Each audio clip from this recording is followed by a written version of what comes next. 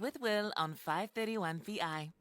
It is 7:43. This is Pacific Mornings on 531 PI. I'm William Terite. Great to have your company this Thursday. Now, a South Auckland primary student was nearly abducted on his way home from school on Monday, but nearby parents stepped in and the man drove off. The student, thankfully, of course, is safe. Police are investigating and the school is reviewing CCTV. Joining us now to tell us more on this is the principal of Rowandale School, Karl. Very good morning to you. Start off for Will. Hey, look, any updates since this happened on Monday first? No updates as yet, but what we've shared on Facebook, on media, and with the TV yesterday is all we know and what we've been told. And for perhaps just to give us a bit of background to those who may only just be getting up to speed with the story now, could you give us a bit of a rundown as to what's happened? Yeah, so a student from our school on Monday was walking home and was approached by a stranger, offered lollies, and then proceeded to try and force them into their car. The students fought them off and run home.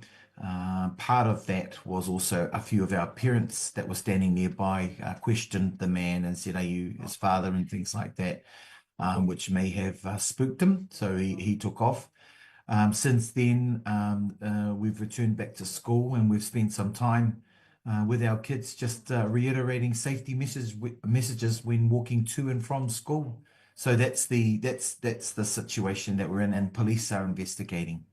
Indeed. How's the student family doing? Yeah, last night on TV, they agreed to an interview, and one of their family representatives, one of their uncles, fronted. And understandably, it's every family and every father, every mother's worst nightmare.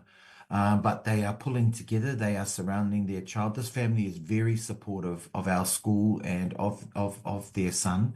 And so it's wonderful to see that they're pulling together. Understandably, they're shaken, they're taken aback, there's a lot of emotion.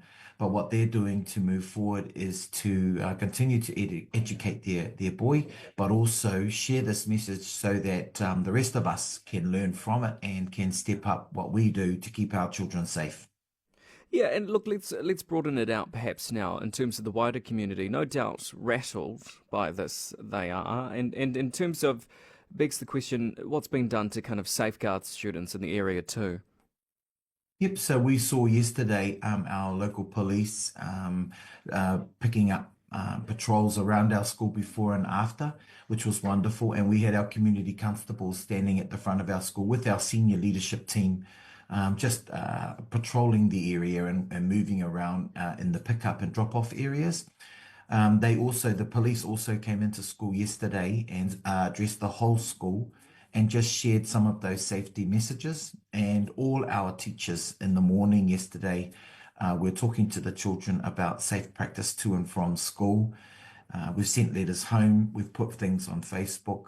So we've just tried to bring to everyone's awareness. These type of things won't stop strange people doing strange things, but what it will do is make us more aware about things that are happening and also safety cautious. Yeah, and look, how often, or like, let's say within your career in teaching, I mean, has this happened before? Have you seen this happen before? I mean, we hear, obviously working in news, it's the nature of news when stories like this come to the fore. But have you seen stuff like this happen in the past? Not me personally. I've been a principal for close to 20 years now, and never before has this type of incident happened. So we must put this into perspective that this is a very isolated incident, but it's a timely reminder for us to continue to reinforce messages to our children. We don't want children afraid of strangers, because in this case, strangers supported this child. These were parents who stepped in and confronted this man. So what we want is children knowing that what is right and wrong and what are good things to be asked to do and what aren't. And in this case, this boy was aware that what this man was asking him to do or to accept was wrong and moved on. And that's important for us. But if a stranger comes along and says, "Good morning," or "How are you?" we are to teach our children to respond appropriately. Or, "Can I help you with your bag?" As in someone may have dropped their things. So we have to balance this out with good talanoa with our children.